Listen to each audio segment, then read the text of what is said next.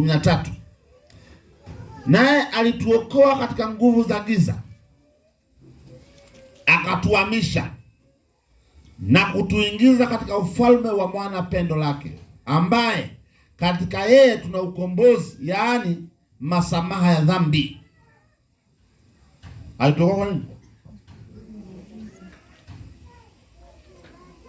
Kwa neno hili, mwambie mwenzako ukweli usiopingika.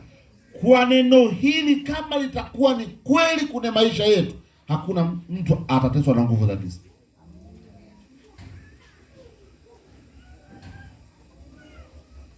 Hebu someni, labda Biblia yangu imekosea.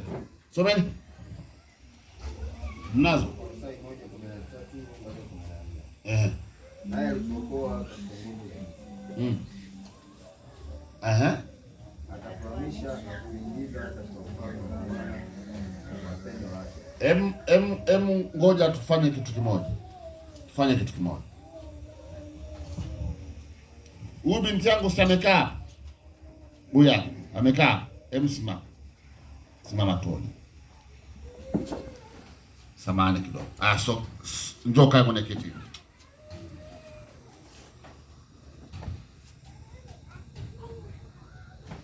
Pale alipokuwepo ameokolewa.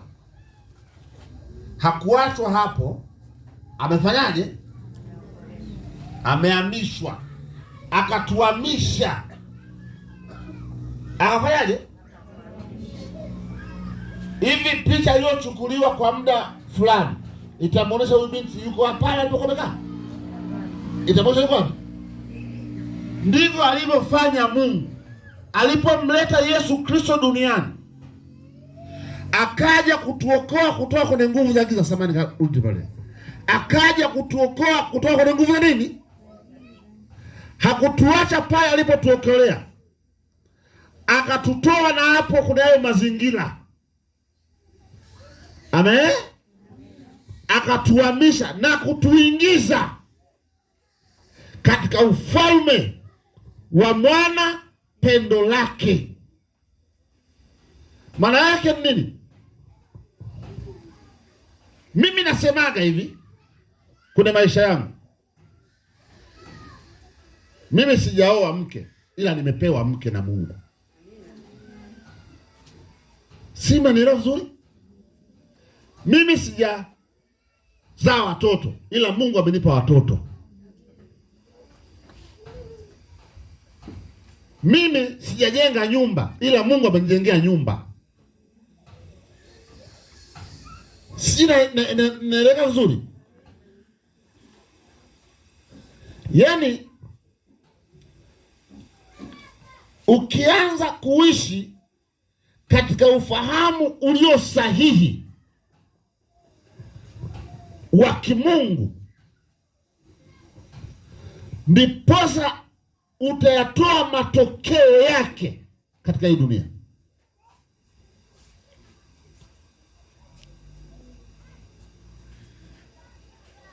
Hivi mimi nikajenga nyumba, nikawapa wazazi wangu, wale wazazi watasema wamejenga. Sasa baba yangu amenijengea nyumba, Yesu amenijengea nyumba, amenipa, mimi nimejenga, anipe na gari. Si meweza kunielewa? Huyo mke kama umemuoa wewe atakutesa, kama amekupa Mungu hakutesi. Huyo mume kama amekuoa haujapewa na Mungu, atakutesa. Ila kama amekupa Mungu hakutesi. Kwa sababu kilichotoka kwa Mungu, sema kwa Mungu, ni kitakatifu. Katika maisha yangu mimi nimeoa kabla sijapata neema ya wokovu.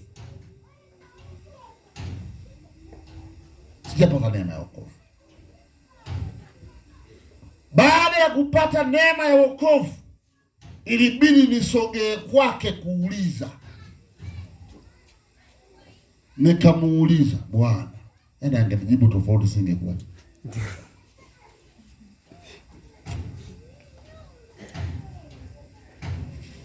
Mungu, niambie ukweli, huyu ndiye uliyenipa au ni akili yangu iliwaza?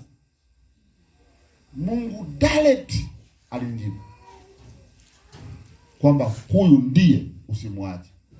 Na mimi nikamwambia, na mimi siendi kumwambia, naomba na yeye umwambie, alafu awe wa kwanza kuniambia. Umeona? Umeona? Naye Mungu kaenda kaambia huyu kichogo, ndoa kwako. Bwana Yesu asifiwe. Usimwache. Akaja kuniambia na mimi nikamwambia alichokwambia, na mimi nimeniambia. Kama ingekuwa sio hivyo, changamoto alizopitia angeniacha. Kwa nini?